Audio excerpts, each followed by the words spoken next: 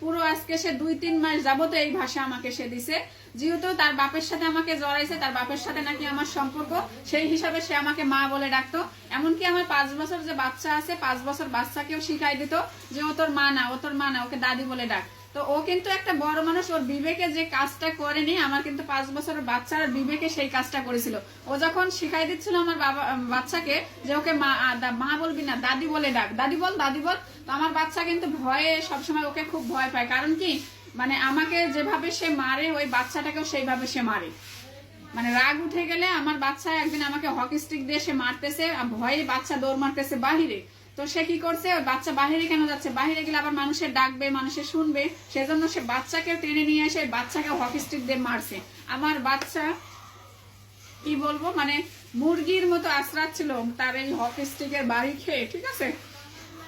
তো আমার বাচ্চা তার ভয়ে কিন্তু সে যা বলে তাই করে, যা শিখাই দেয় তাই বলে, ঠিক আছে।